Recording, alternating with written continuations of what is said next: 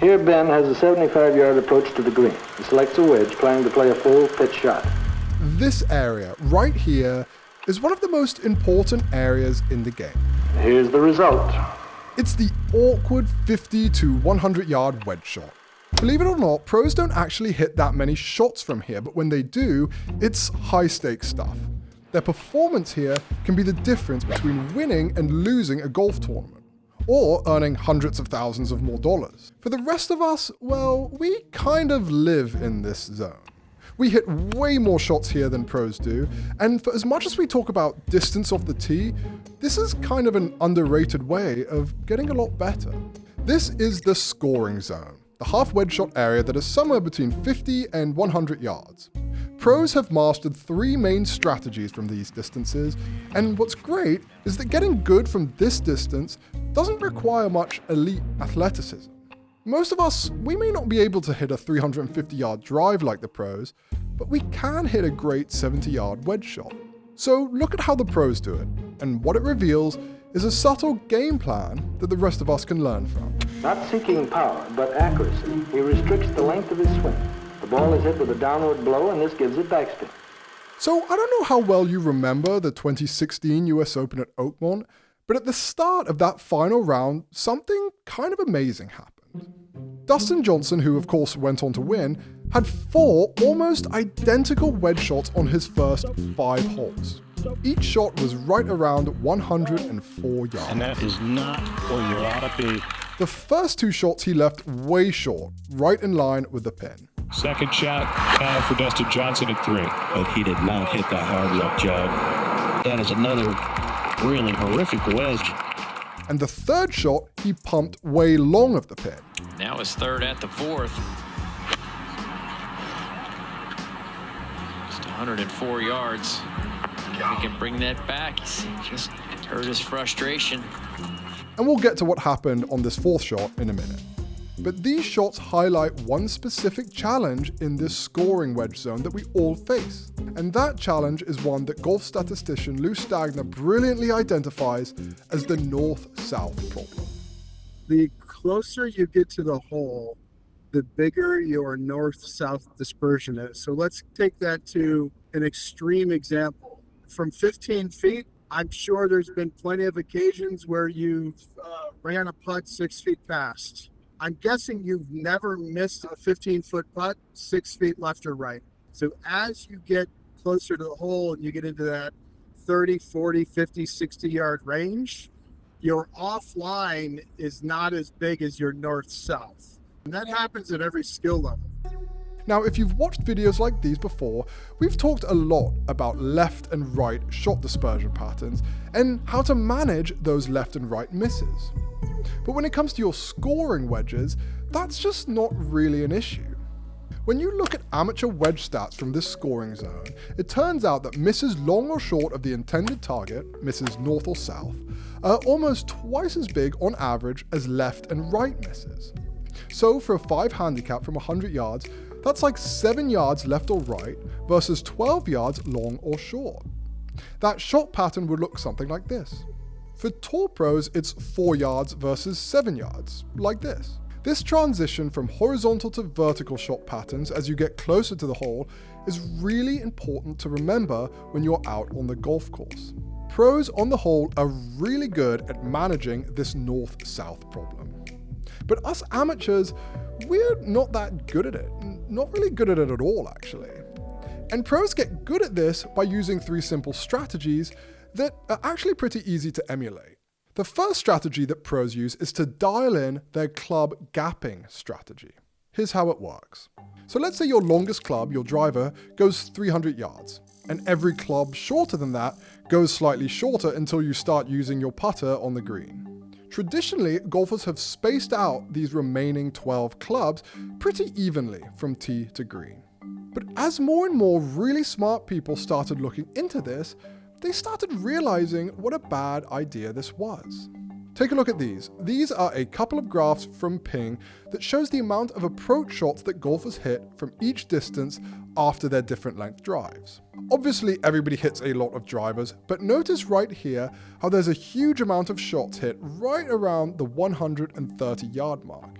And, crucially, there are a lot of shots hit either side of that mark. Golfers leave these big yardage gaps at the bottom of their bag where precision really matters, and that's simply because they don't have enough clubs in this section of their bag.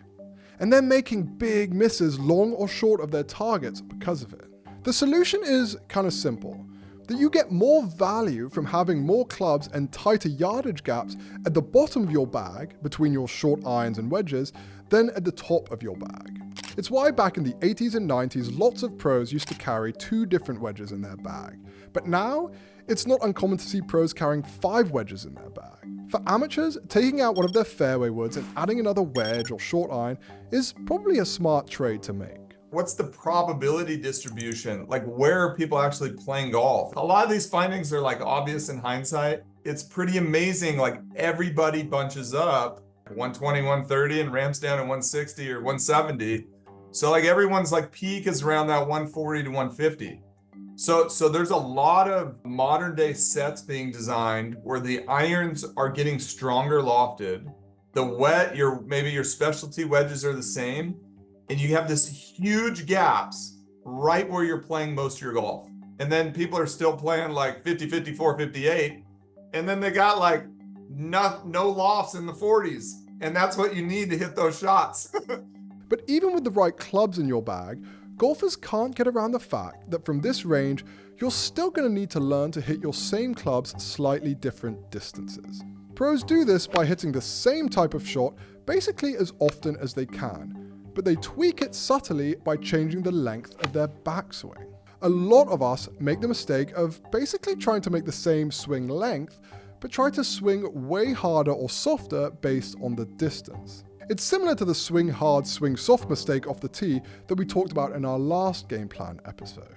You could hit behind the ball or too far in front of it, which is where disaster shots like chunks and skulls come into play.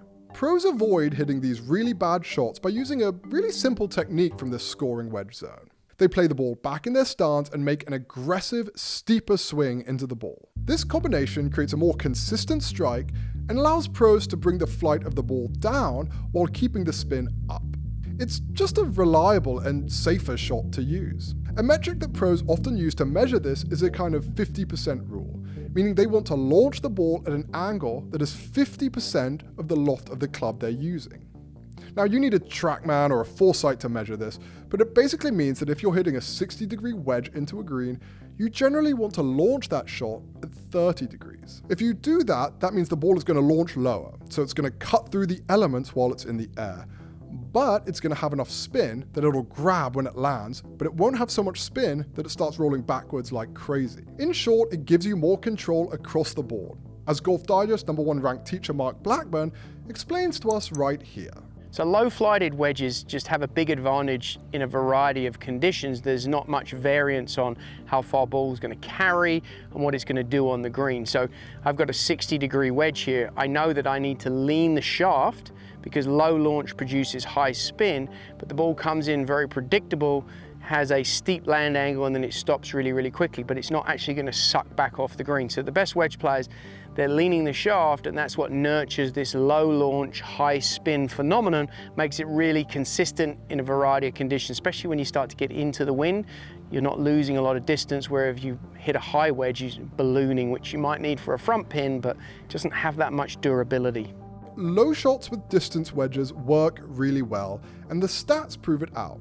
A great recent example came at Royal Troon's postage stamp hole last year during the Open Championship. Players who hit lower wedge shots outperformed everybody else by a huge margin. Now, for context, the average driver apex on tour is about 100 feet, but when pros hit wedges, they lower that apex down to 80 feet, despite the loft of the club they're hitting being way higher.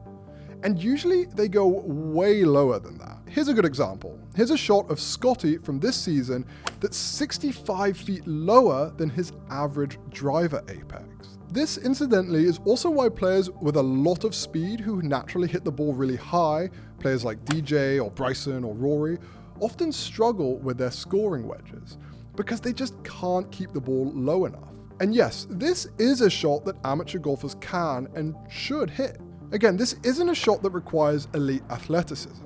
It's a simple shot, which is mostly based around setup tweaks, and it's why pros hit it so often. When the time comes to change the distance the shot needs to go, pros change their backswing length rather than swinging much harder or much softer. The distance your hands travel on the backswing is a way better predictor of how far or short the ball is going to go than trying to swing way harder or softer. And there are a few ways of doing this well. Dave Pelz invented a clock system for this. Imagine that you're standing in the middle of a clock and your arms are the hands of the clock. A 9 o'clock backswing would be one that comes back to right here. You don't try to swing harder or softer, you just change the backswing length. This clock system was really popular in the early 2000s, but it seems to have fallen out of vogue slightly. But there are still a few noticeable people who do it. Bryson DeChambeau, who has won 2 of the past 5 US Opens, is a big clock system guy, as he talks about right here. Bryson, a lot of pros talk about wanting to see their ball fly into certain windows after they hit it. I'm just curious why that's so important during a week like this, and like what your tendencies are that you're always on red alert for. Yeah, I mean, I hit the golf ball really high, so it's always been a bit of not an issue, but it definitely is helpful in certain situations. But out here in the wind this week, I've got to learn to but just keep the ball under the wind a little bit more. Keep it lower flighted. Most people try to see it through windows, and I do too, but not that specific. It's more of, if I take it back to a certain distance and go through, it'll come out with a certain launch just based on the loft. So for me, it's going to be about controlling that height through just length of backstroke for me this week, and it's going to be tough. It's always tough, right to left into the wind, left to right into the wind, and down. It's very diabolical, and just trying to keep it low and underneath the wind is key for me this week. But most pros, they don't go to these extremes. Most of them just use a more feel-based system, where they feel like they have a quarter backswing, a half backswing, and a full backswing. Then they use those 3 different backswing feels with each of the different wedges in their bag. They're trying to hit the same type of shot every time, but the combination of different backswing lengths and different wedges helps them fill in all the gaps that they need. I do it all feel. I'm not a clock system guy. I've never necessarily been that. It's really just a lot of practice and muscle memory. I mean, my thought and feel has always been to just feel like I'm almost taking it back as short as I can to hit it that distance. So I feel like I have the same type of acceleration through all of my shots, to just kind of trust that I know if I'm hitting at 80 yards, like I couldn't tell you where it is, but I just try and do it and feel that. That's really it. Finally, being good at wedges means more than simply avoiding hitting really bad shots, even though that would help a lot. You do need to hit good shots from the scoring range zone, because a good shot with a wedge puts you in a more makeable putt zone with your putter. Remember that managing your north and south misses are the really important thing you need to account for here. When the pin is in the middle of the green and you've got a wedge in your hands, it's pretty obvious. You can kind of just aim straight for the pin and hope for the best. When the pin is tucked up front or back, you still have to be wary of the short side miss, so aiming a little longer of the short ones and a little short of the long pins is generally a good idea, just like you should with every other club. Probably the most interesting little wrinkle though is when pins are tucked deep to one side of the green. That's when you see pros use a strategy that us amateurs don't really do at all. If pros went straight at these pins, even with a wedge in their hands, their north and south misses would land into relative trouble. So in these situations, you'll often see pros pick a narrow lane slightly to the right of left pins or to the left of right pins, to a spot that's like 12 feet to the side. You can think of it almost like picking a safe lane to hit into, which looks kind of like this. A 12-foot buffer may not sound like a lot, but now any north and south misses would be in a safer spot, and they still have a good look at birdie if they hit a good one. Best case scenario, they catch a slope, and it ends up super close.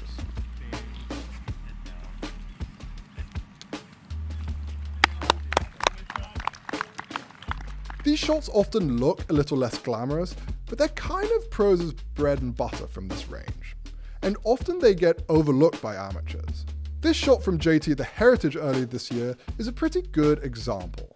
The pin is tucked on the left and the breeze is blowing to the right, so he aims just right of the pin to give himself a little bit of north-south margin for error, then he flushes it to pin high right, for a putt back across the green. On TV, this might look like a normal approach shot or even a slight miss. But for JT, it's actually very intentional. Because if he had aimed directly at this pin and gone short, he could have ended up in the bunker short or off the green, and if he had flown one too long, he would have had a tricky chip from the rough coming back. Scotty is predictably awesome at this. Here he is lasering a low spinner to the right of a left pin when he shot 31 under at the CJ Cup earlier this year. And here he was doing it on that other shot that we showed earlier. And this brings us all the way back to that fourth wedge shot from Dustin Johnson on Sunday at Oakmont. After missing his first wedges way south of the hole and then his next one way north, on his fourth attempt he made some small tweaks. He lengthened his backswing ever so slightly, he looked to try to flight this one a little lower, and he found a lane just to the right of this left pin, with room for error north and south. He landed it just past pin high and watched it track all the way back towards the hole. Scoring from this range, it's a subtle, simple art. It's so subtle that you probably didn't even recognize it when you're watching the pros on TV. But look closely and you'll start to see it more, and you'll appreciate it more too. For the rest of us, getting better at this range has a lot of potential for our scores. It's an untapped strategy that most of us right now are ignoring. Pros, they only get a handful of opportunities per round to score from this distance, especially during US Opens. The margins are thin and the stakes are high. But if they do it right, it's ordinary shots like these that can help them accomplish the extraordinary. Thanks for watching another episode of Golf Digest's The Game Plan. I love hearing from you guys, and the idea for this episode actually started as a suggestion from one of our subscribers. So make sure to drop any questions you have or any future episode suggestions in the comments below. And of course, make sure to like and subscribe to Golf Digest's YouTube channel for more videos just like this.